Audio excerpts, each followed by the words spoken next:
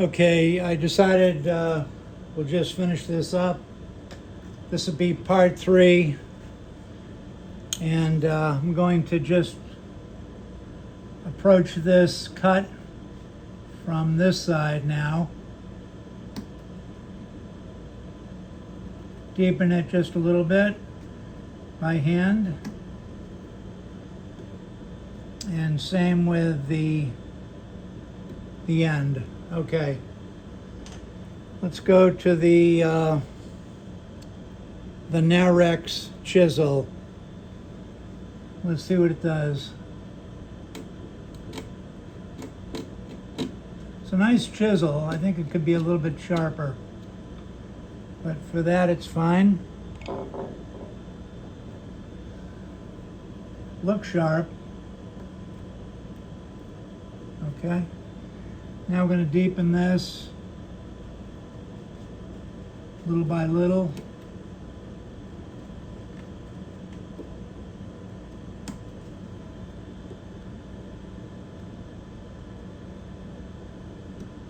Okay. I'm going to go to the 1/8 inch Sorby.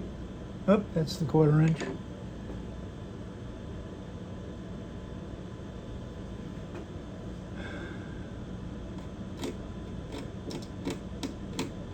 It's a little sharper than the Narex.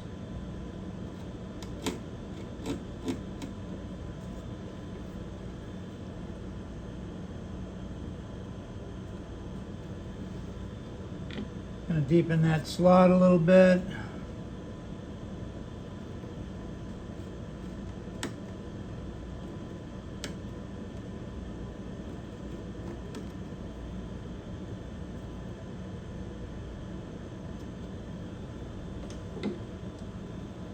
Here we go.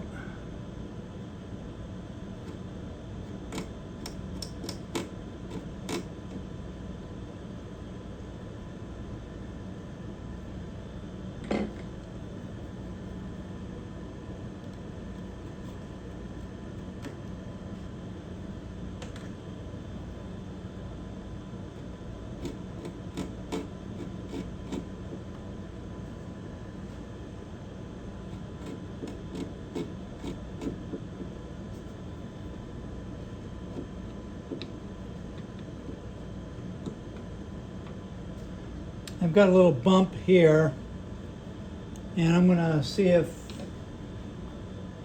the 3/8 chisel is sharp enough to take that out.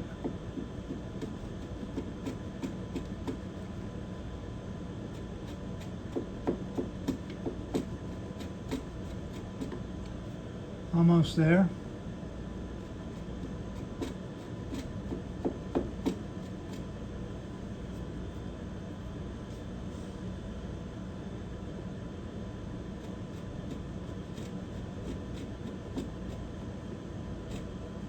Looks pretty good. Let's go back to the 1/8.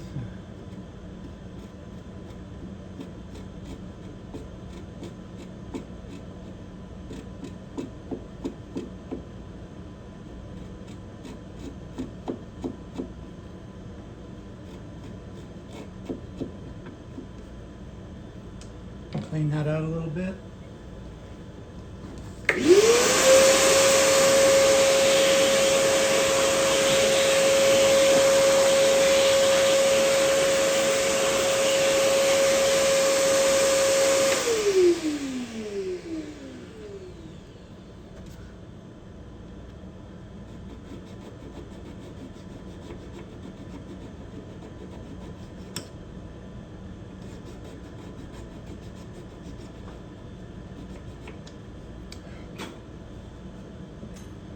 Do a little test fit here before I sand.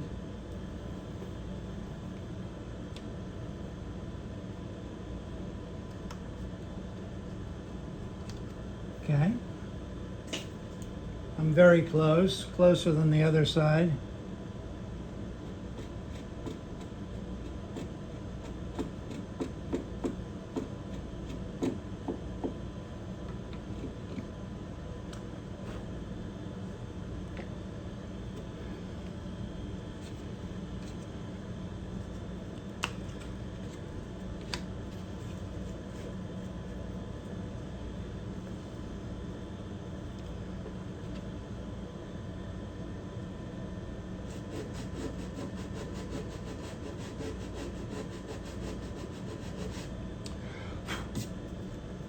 And do a little bit with the scraper.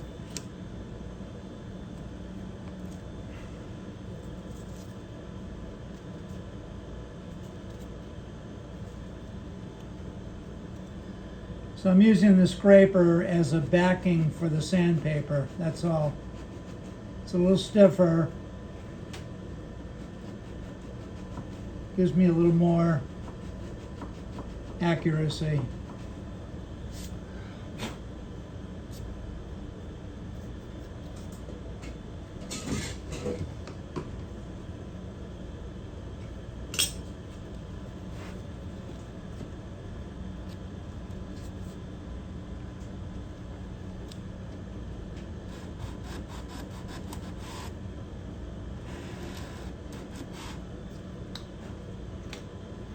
A mouse just walked into my workshop.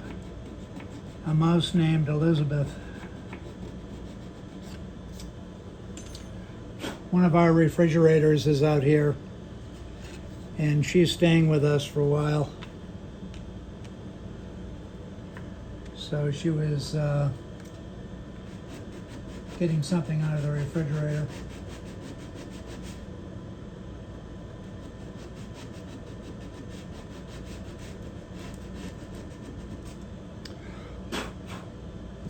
Okay, that's probably close enough for now.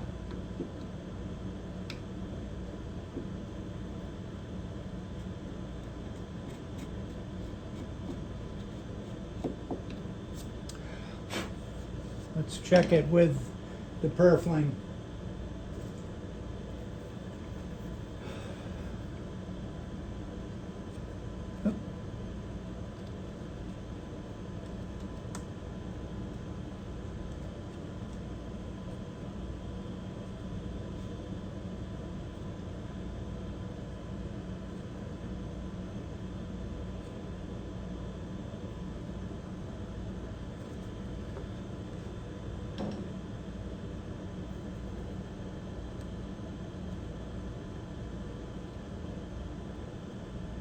Yeah, I think it's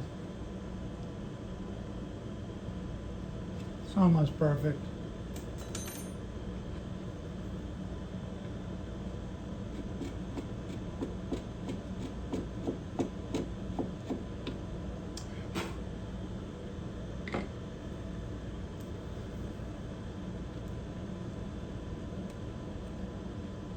That's better.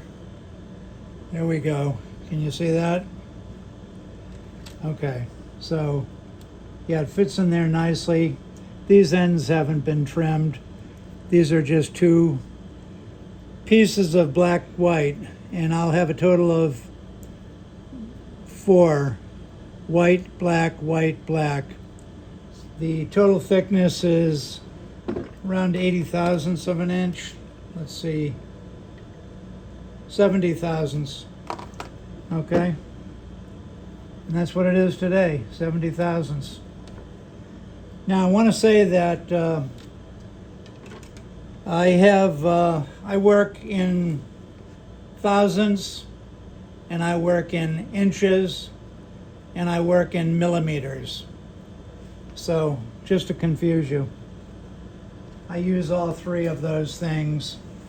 When it's really fine stuff, I'm working in thousandths. When it makes sense, I'll work. Millimeters is a little bit less accurate than thousandths. However, sometimes I enjoy millimeters more than using the inches. I had a viewer just on the previous video ask me what the thickness of my sound box is here and what the thickness of my sound box is down at this end. I usually work, when I measure the thickness of the sound box, I'm usually in inches, but he wanted to know millimeters.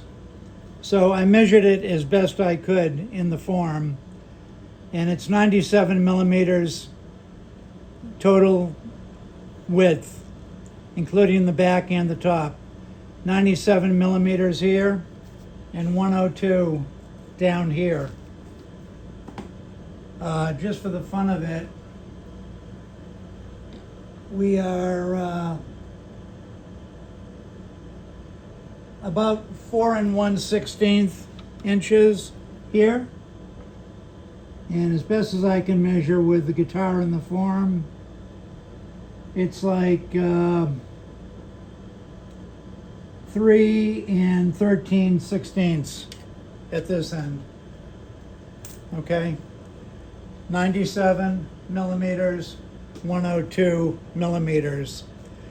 There was a time I used to make my sound boxes narrower, but as I increased the thickness of it, I started to get better basses.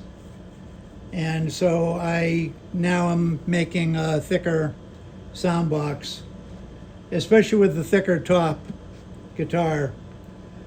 This happens to be a thicker top guitar. However, not all of my guitars are thick top guitars. For 20 years, I was making rather thin top guitars. And that's another subject for another future video. But now I'm into the thicker tops, okay? And I've also made thick tops that are partial double tops. The bass side would be Nomex. The treble side would be solid spruce or cedar. So the bass side would be a sandwich. The treble side wouldn't be. And those were very successful guitars. Anyway, this is it for now. I've got these rebates cut out. I'm ready to bend the Purflings. I'm gonna go take a little break. And it's just so bloody hot out here. I like to be out here in the morning when the temperature is like 72. But right now it's almost 85. So I'm gonna take a little break. And if I decide to heat up the workshop even more, I will bend the Purflings, of which there will be 4. Okay? 2 for the treble side, 2 for the bass side. All right, Bob out.